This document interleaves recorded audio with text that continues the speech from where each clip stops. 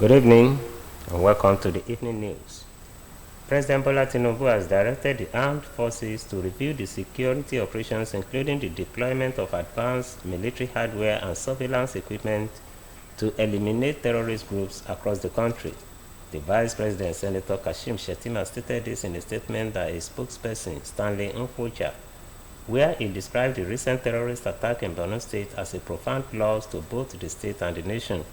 He expressed his condolences to the government and people of the state over the attack that claimed many lives in Darajama community in Bama local government area of the state. The Borno State Governor Babangana Zulum had visited Daramaja to condole the families of the victims, including civilians and soldiers killed by Boko Haram insurgents. He expressed confidence that the armed forces' capacity to overcome the security challenges facing the state, citing President Tinubu's approval for the acquisition of additional drones and his directive for all security agencies to intensify and review their operational strategies. The Vice President, who highlighted the federal government consideration of establishing state police, emphasized President Tinubu's position that security challenges in some Nigerian states required specialized units that understand local terrain, culture, and can effectively network the grassroots level.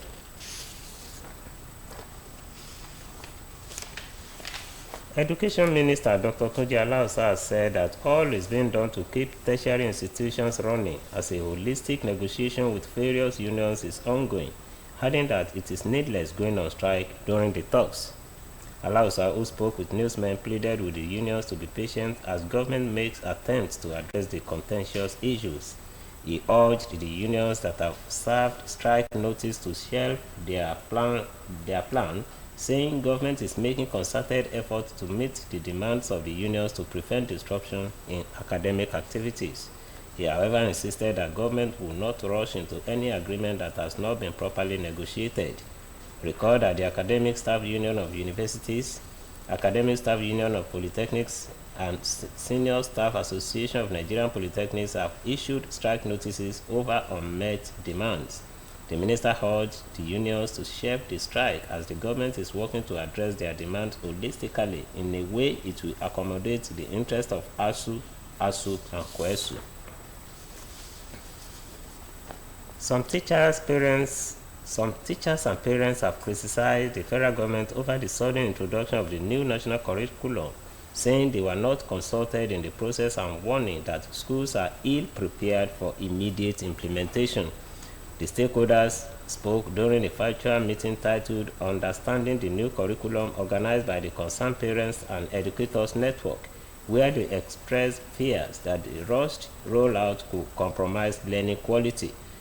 Child protection and education advocate Taiwo Akinlami described the process as exclusionary, saying critical voices were sidelined. He stressed that in Lagos alone, there are over 18,000 private schools and 1,700 public schools, yet most operators only became aware of the review when it was announced.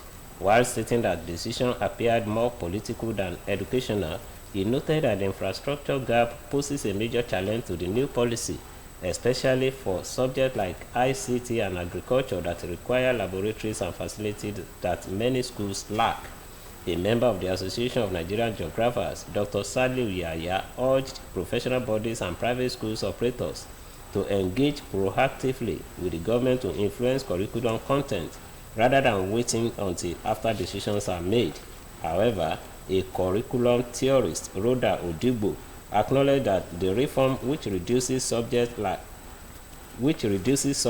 introduces digital literacy, trade skills, and citizenship studies was a step forward, but one that its success hinged on adequate preparation. Nigeria First Lady Oluremi Tinubu has underscored the importance of literacy as the bedrock of national progress, declaring that a literate population is the foundation of boundless opportunities. In her message on the occasion of International Literacy Day, celebrated today, Mrs. Tinubu emphasized that literacy in today's world goes beyond reading and writing to include digital skills. She described this year's theme, promoting literacy in the digital era, as a challenge to empower youth women, and the underprivileged to thrive in a rapidly changing global environment. She called on Nigerians to work collectively to bridge the gap of digital exclusion, stressing that inclusivity in access to knowledge will open doors to a brighter and more prosperous future for all citizens. The First Lady urged continuous commitment to learning and knowledge acquisition as tool for empowerment and national development. The Petroleum Products Retail Outlet Owners Association of Nigeria said the federal government has begun engaging its stakeholders and those of Nigerian Union of Petroleum and Natural Gas Workers to resolve planned industrial action over alleged monopolistic moves by Dangote Refinery.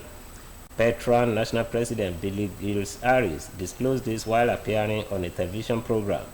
According to him, the row centers on the refinery's increasing involvement across refining, storage, logistics, and retail, which the association fears will marginalize existing operators and workers. The association had announced plans to suspend lifting and dispensing of petroleum products for 3 days if talks held from Sunday through Monday failed to produce an agreement. Nopeng, confirming the plans, accused Dangote Refinery management of fostering exploitative labor practices and barring new drivers for imported CNG trucks from joining unions. However, Gilles Harris said regulators and stakeholders have been in consultation and expressed optimism that a solution can be reached if all parties agree to a roundtable. The Seventh-day Adventist Church Osun Conference has restated its commitment to the spread of the good news of the kingdom of God and bring others to the love and grace of Jesus Christ. The church restated this at the week-long annual conference held at its headquarters in Ede, Osun State, with the theme "Jesus is coming, I will go." In his message at the service, the camp pastor and guest speaker, Pastor Demola Tayo, stated that the theme of the event is appropriate and timely.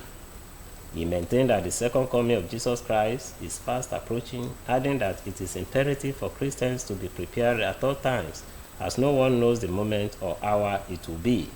Earlier in his address, the President of the Conference of the Seventh-day Adventist Church, Pastor David Adewi, said the theme of the program resonates deeply with the current state of the world and speaks to the urgency of the Christian faith and the need for action. He implored the Adventists never to forget the call to spread the good news about the kingdom of heaven and to bring others to the love and grace of Jesus. The Sabbath worship program featured Sabbath school, divine service, choir rendition, thanksgiving, and benediction. And now to sports. Super Eagles land in Bloemfontein to delightful welcome by top officials of Nigeria's High Commission to the Republic of South Africa, led by His Excellency Tope Ajayi and top officials of the National Sports Commission. The chartered value jet airline aircraft that conveyed the Nigerian delegation touched down at the Bloemfontein Airport at 6:25 p.m. South African time.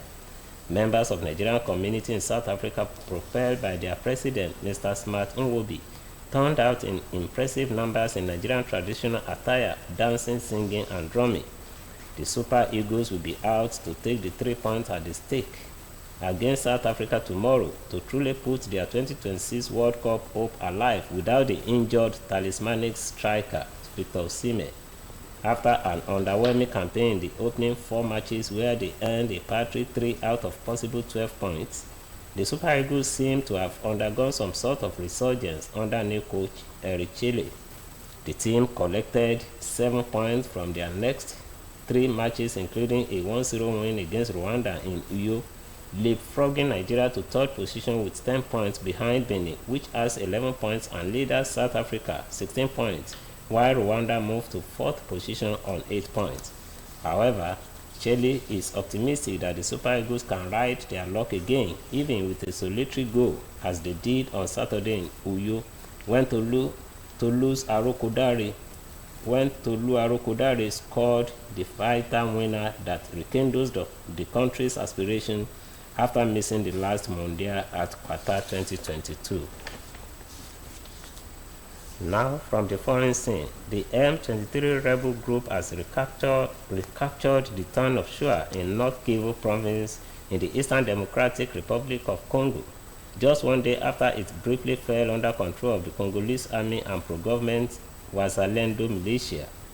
Residents said the rebels launched a surprise offensive, forcing the Wazalendo to retreat as heavy fighting rocked the area.